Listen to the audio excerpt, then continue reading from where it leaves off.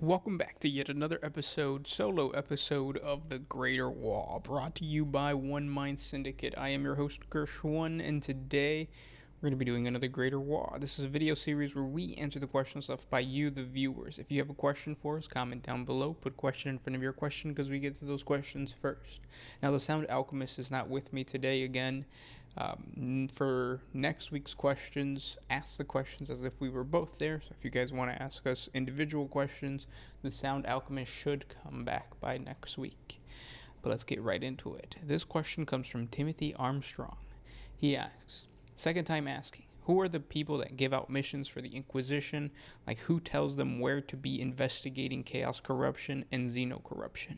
That's a good question, because most of the time you just see individual inquisitors just going about being the head of their group.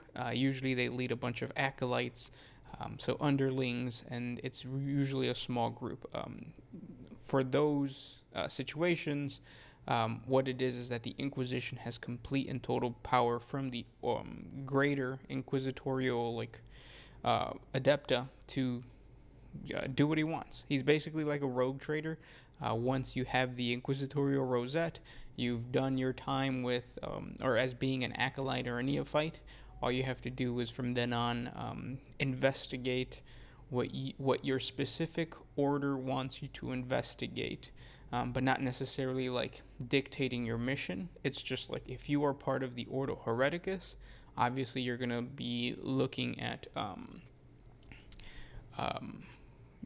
anything that's heretical from within, so the enemy within. If you are dealing with Ordo Malleus, any type of chaos, like warp interventions or anything like that, if it comes towards you or if it gets reported to you, you go seeking out what that mission might entail. Same thing with Xenos.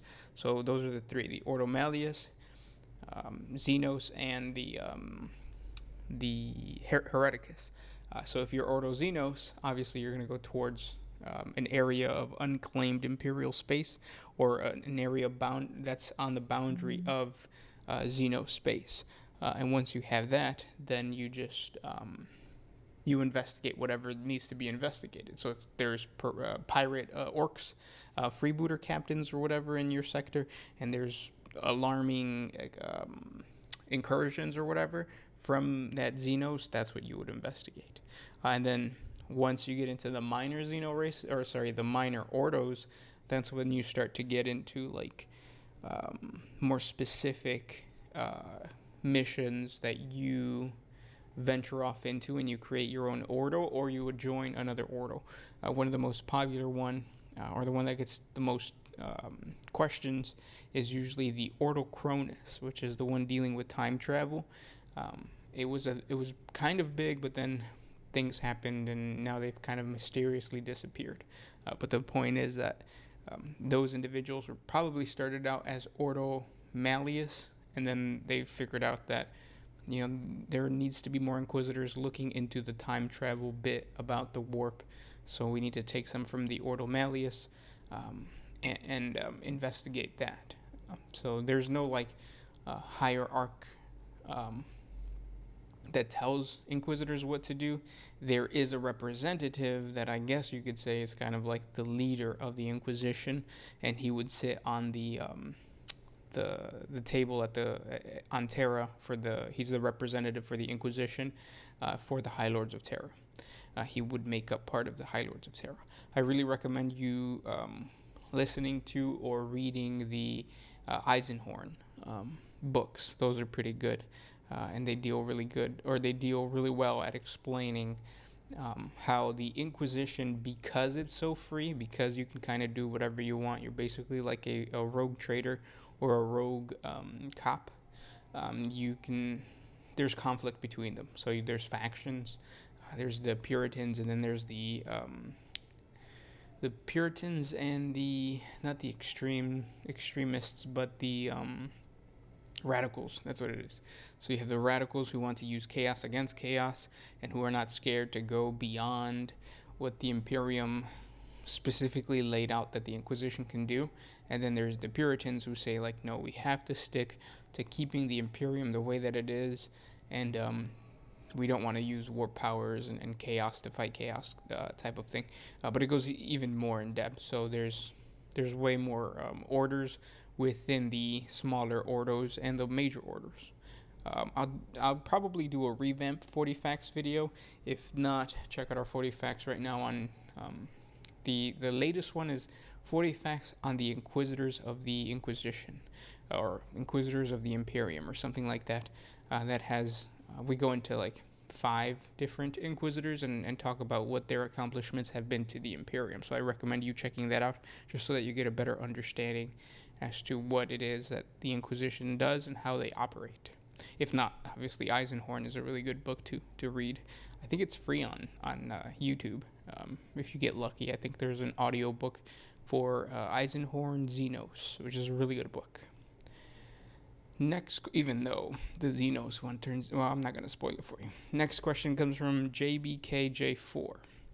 How do you make a homebrew Astra Militarum or Tempestus Ion regiment, and can you make a video? Yes, I'm going to make a video on that, because there is a lot of details that go into it, and I might even like do a hobby-like series where I build one with you guys, and then we might even do a fan-based homebrew chapter for the Imperial Guard. I've always wanted to collect Imperial Guard. I just never actually got around to it.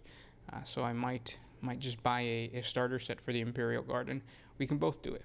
If not, check out our 40 facts on the Imperial Guard or the Imperial Guard regiments. That goes in depth as to how an Imperial Guard regiment is raised from whatever type of planet it may be, because not all Imperial Guard regiments are like the Cadian Guard that you see that Games Workshop sells, or the modern ones that Game Workshop sells. Some of them, not even like Death Corps of Krieg or the Vorstrayan Firstborn, those are still very regimented and very like military-like. But there are other ones like the Orc Head Hunters. That's a really good Imperial Guard regiment. And then there's also, I think they're the Salvage Dogs or something like that. Check out our 40 facts on Imperial Guard. I think it's like top 7 Imperial Guard regiments, but it really shows you how diverse the Imperial Guard can be. From super rich, like wealthy, high-born regiments to like super poor, like taking them from the Underhive, sometimes even taking them from feral worlds where the tribes are so primitive that they resemble like creatures from Primal, from the TV show Primal. So yeah, the Imperial Guard regiments can really be homebrewed to an extreme extent. So it actually would be fun to do something with you guys in that way. Next question comes from Fran AG. Do the Emperor really hesitate to kill Horus? So did the Emperor really hesitate to kill Horus, or something else really happened? No, I definitely think that as the lore is written, Horus did hesitate to, the Emperor did hesitate to kill Horus, because Horus was his favorite son. He was the son that was supposed to, basically take his seat as far as like military power within the Great Crusade, and for the Emperor to see that this individual that he might have actually raised from the time he was in the stasis capsule, or not the stasis capsule, the whatever capsule thing that the Chaos God supposedly stole.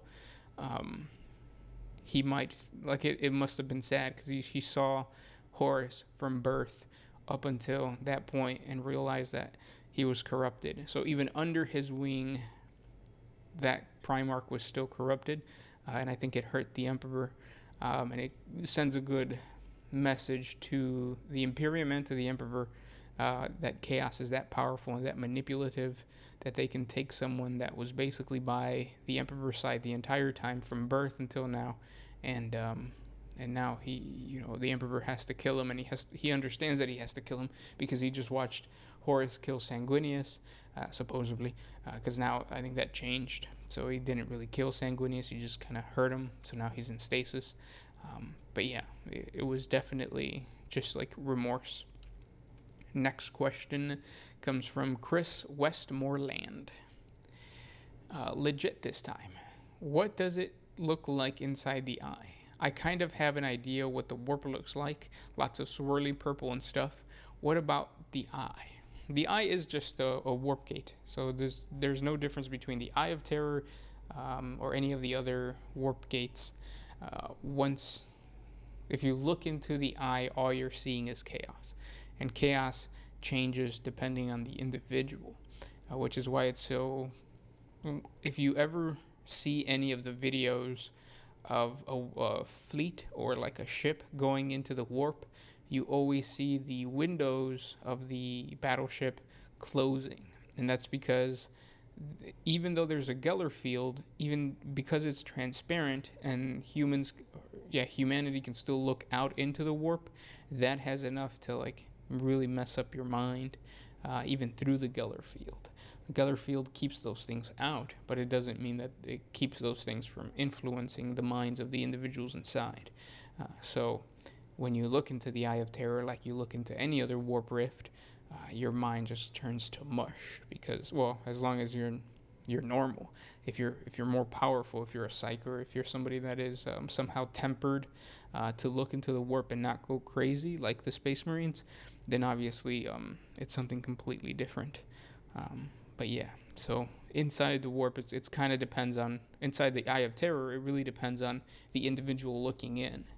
Sometimes you see, just like you said, purple swirly stuff.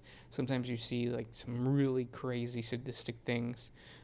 There was one story, I don't know if this was a fan story or if this was somewhere in one of the books, but there was a window that was open in one of the ships, and they went in through the warp. The sailor inside looked out and saw his mother asking him to open the hatch in order to let her in, because the demons were attacking her. And obviously the captain or the whatever Navy person was riding that and saw outside, he did, and he ended up breaking the Geller field, and the ship was consumed by the demons. Turned out that his mother was just simply another demon, but that was able to gain the memory of that captain or that shipmate. And yeah, so it's pretty scary. Next question. This one comes from Senny. What do you think about 40K Space Lizardsmen with a similar aesthetic to the Protoss from StarCraft and the Covenant from Halo? I don't know too much about the Protoss from StarCraft or from Halo. From my understanding, I think they're just a combination of like orcs and the Tau Empire. So in other words, the Greater Wall. But I don't know. The trouble with transferring fantasy races over to 40K is that a lot of the times they already exist, and they'd fulfill a certain role that already exists as well. So like the Lizardmen are supposed to be like horde armies, and they're supposed to be like really connected to nature, very primitive, but like in a mystical sense. And we already have that. Those are called the Old Ones. Those are called the Slann, which was another race created by the Old Ones. So they exist in 40K. If Games Workshop decided to do that, I think it would be interesting, but I think they would have to change the aesthetic from like the Aztec or Mayan feel that the fantasy or the Age of Sigmar has. And if they would do the Protoss, like I said, I think the Protoss are a little too much like Tau Ethereals. So I would like to see them do something a little bit different, especially if they're supposed to represent the Old Ones. The Old Ones are supposed to be the very first Xeno race to ever colonize the galaxy. I would want something more sci-fi, but also, well, yeah, science fantasy with no gothic in like the whole thing. I would not like to see them like the Halo people. I would not. The Halo people, that's how much I know about Halo people. Anyways, next question comes from Andrew Krostick. If Godskull spores out some orcs, will they be naturally stronger than the orcs because they come from him, or will they just become stronger faster because of the wall energy he puts out? They wouldn't necessarily be stronger. The funny thing about orc biology is I think it's very random, but, well, random and balanced at the same time. So it's kind of like well, this genetic code created God School and gave you this amazing war boss. We're not going to do it again for another, couple hundred spores or thousand spores or trillions of spores, whatever it may be. Think of it kind of like shinies. If you see a shiny in Pokemon, you're probably not going to see one again in your entire life. So just because there's a certain area that shows you where a shiny is doesn't mean that you can go back to it and that's where it should be. At least that's how the old games used to play. So it's kind of the same thing with orc biology. Just because God School was created and God School came from Urk, just because he came from Urk doesn't mean that if he dies in that same planet with the same spores, they're gonna give birth to another God School. It's just not gonna happen. Next question comes from, let's see, Ooming Make 905. Are Krieg Marines a possibility? No, just because the planet of Krieg is controlled by the Adeptus Administratum, I think, the Imperial Army, basically, the Imperial Guard, I should say, not the Space Marines. You have to remember that all the military factions within the Imperium are separated, and they have to be. The reason that they have to be separated is because they don't want another Horus Heresy to happen. They don't want one force to have control over another one. So no, probably not. That's not to say that you can't twist the lore to be a certain, way. So, like, for example, you can have an Imperial, or you can have a Death Corps of Greek regiment, and most of them are children. So when they get conscripted, they're still, adolescents. They can be sent out to a certain planet that's fighting alongside the Space Marines for whatever reason, or is about to fight with the Space Marines for whatever reason. Their regimental high command gets destroyed, and the chaplains decides that because these teens showed like extreme courage, they will become neophytes, and now they're going to be part of like a certain Space Marine chapter. So now you have your homebrew Space Marine chapter that has recruits from Krieg, so they were Death Corps of Krieg. It just so happens that their regiment was completely wiped out, and only however many you want to survive, whether it's like a half dozen or if you want an entire chapter. So you could have 1,000 Death Corps of Krieg Imperial Guardsmen that survive, their children, and now they're turned into a Space Marine chapter. It would be a stretch, but I don't see why that couldn't happen. It's 10,000 years. You could fit it in at some point when Krieg was developed. Good question, though. Next one comes from Frank Wimscherhurst. Question for next time. With how the story is playing out, will we see the chapter become legions again? Maybe, because the whole thing is that the Codex Astartes forbids you from having a legion-sized Space Marine force for the same reason that I just talked about with the different Imperial Guard forces or military forces being separated, just because we don't want another Horus Heresy to happen, another civil war. So the chapters were supposed to stay at 1,000 Space Marines per chapter. But Gilliman is changing that with the addition of the Primaris Marines and with him having to reinforce Ultramar. There are more Space Marines per chapter. And you've always had certain chapters that have more Space Marines, such as the Space Wolves and the Black Templars. So that's kind of changing now. Legion size, maybe. But I think there's always going to be those chapters that aren't connected to the Ultramarines that will try to fight against it, which is what happened to the Bad App War. When the Bad App War broke out, it was the Celestial Alliance who were trying to create a Legion-size force of Space Marines by inducting a lot of different chapters from that region into one military force. And other Space Marine chapters came in, and that's why there was a giant civil war called the Bad App War.